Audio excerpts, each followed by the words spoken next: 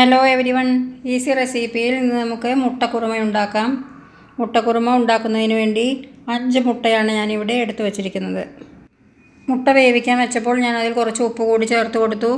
മുട്ട പൊട്ടി പുറത്തേക്ക് വരാതിരിക്കാനും നല്ല വൃത്തിയായി വേവിച്ചെടുക്കുന്നതിന് വേണ്ടിയിട്ടാണ് ഉപ്പ് ചേർത്തത്. നല്ല വൃത്തിയായി മുട്ട വേവിച്ചെടുത്തിട്ടുണ്ട്. ഇനി മസാല തയ്യാറാക്കുന്നതിന് വേണ്ടി 2 സവോള സ്ലൈസ് ചെയ്ത് വെച്ചിട്ടുണ്ട്, 6 പച്ചമുളക്, ഒരു വലിയ കഷ്ണം ഇഞ്ചി, 10 വെളുത്തുള്ളി അല്ലി എല്ലാം വൃത്തിയാക്കി വെച്ചിട്ടുണ്ട്. 2 തക്കാളിയും മുറിച്ച് വെച്ചിട്ടുണ്ട്. ഇനി ആവശ്യമുള്ള സാധനങ്ങൾ: ഒരു വലിയ കഷ്ണം പട്ട, ഏലക്കായ, 2 ഗ്രാമ്പു. കറി താളിക്കുന്നതിന് വേണ്ടി ഒരു 10 ചെറിയ ഉള്ളി കട്ട് ചെയ്ത് വെച്ചിട്ടുണ്ട്. ഒരു അരമുറി തേങ്ങ പേസ്റ്റ് പോലെ അരച്ച് വയ്ക്കണം. പാൻ ചൂടാവുമ്പോൾ അതിലേക്ക് ഒരു ടേബിൾ സ്പൂൺ നെയ്യും 2 ടേബിൾ സ്പൂൺ വെളിച്ചെണ്ണയും ഒഴിച്ച് ചൂടാവുമ്പോൾ അതിലേക്ക് പട്ട ഇട്ട് കൊടുക്കാം. പട്ടയുടെ നല്ല മണം വരുമ്പോൾ അതിലേക്ക് വെളുത്തുള്ളിയും ഇഞ്ചിയും ചതച്ചത് ഇട്ട് കൊടുത്ത് നന്നായിട്ട് വഴറ്റണം. ഇതിലേക്ക് സ്ലൈസ് ചെയ്ത് വെച്ചിരിക്കുന്ന സവോള ഇട്ട് കൊടുക്കാം.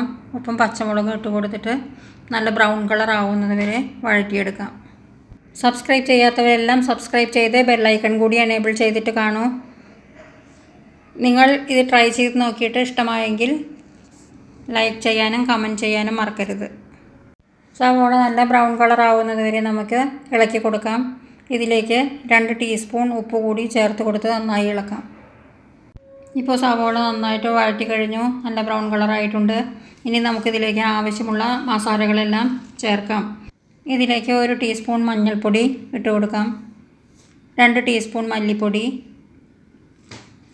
1 ടീസ്പൂൺ ഗരം മസാല, 1 ടീസ്പൂൺ പെരിഞ്ജീരകം പൊടിച്ചത് കൂടി ഞാൻ ഇതിലേക്ക് ചേർത്ത് കൊടുത്തിട്ടുണ്ട്. നന്നായി വഴറ്റി കൊടുക്കാം. മസാലയൊക്കെ നന്നായി പിടിച്ചു കഴിഞ്ഞാൽ അതിലേക്ക് കട്ട് ചെയ്ത് വെച്ചിരിക്കുന്ന തക്കാളി ഇട്ട് കൊടുത്ത് നന്നായി വഴറ്റിയെടുക്കണം. ഇപ്പോൾ തക്കാളി നന്നായി വഴറ്റി കഴിഞ്ഞു. ഇനി ഇതിലേക്ക് 1 കപ്പ് വെള്ളം ഒഴിച്ച് കൊടുക്കാം.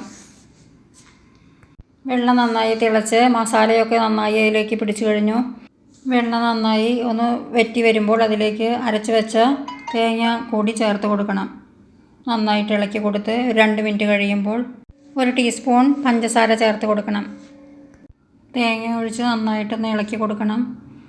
ഇനി നമുക്ക് ഇതിലേക്ക് പഞ്ചസാര ഇട്ട് കൊടുക്കാം.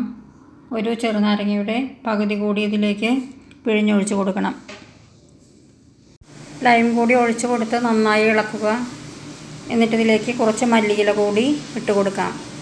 ഗ്രേവി റെഡി ആയിട്ടുണ്ട്. ഇനി ഇതിലേക്ക് മുട്ട ചേർത്ത് കൊടുക്കാം. അതിനുശേഷം ഉള്ളി താളിച്ചതും കൂടി ചേർത്ത് കൊടുത്താൽ മുട്ടക്കുറുമ റെഡിയായി.